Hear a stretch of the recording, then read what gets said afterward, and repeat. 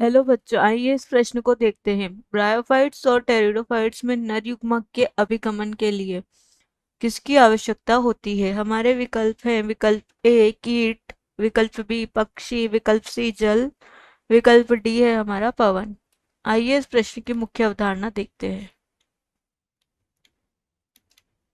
इस प्रश्न में हमसे पूछा गया है ब्रायोफाइट और टेरिडोफाइट के नर युग्मकों के अभिगमन या परिवहन के लिए क्या आवश्यक होता है।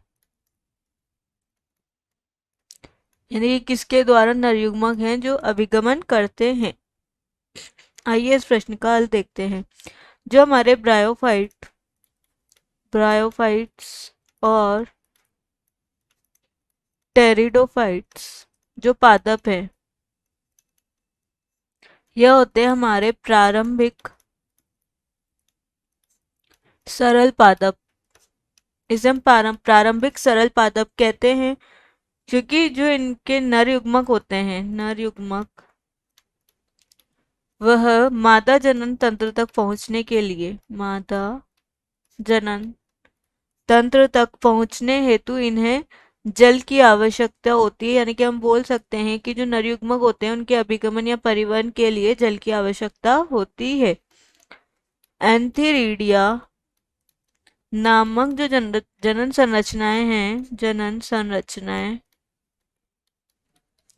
इनके द्वारा जो नरयुग्मक होते हैं, निर्मित जो नरयुग्मक हैं, वह नरयुग्मक में मुक्त तैराकी शुक्राणु कोशिकाएं पाई जाती है। शुक्राणु कोशिकाएं पाई जाती है, यानी कि नरयुग्मक जो होते हैं इनके मुक्त तैराकी अवस्था में पाए जाते हैं, जिन्हें जो मुक्त तैराकी जो शुक्राणु होते हैं उन्हें मादा युग्मकों तक ले जाने के लिए जल की आवश्यकता होती है।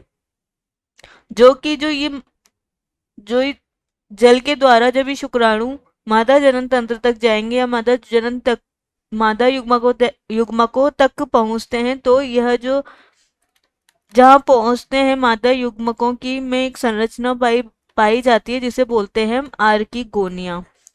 आर्किगोनिया संरचना तक इन नर युग्मकों को पहुंचाया जाता है, आर्किगोनिया के अंदर भीतर उपस्थित होती है। जो ब्रायोफाइट्स होते हैं विशेष रूप से आर्द्र आवास में पाए जाते हैं, जैसे दलदल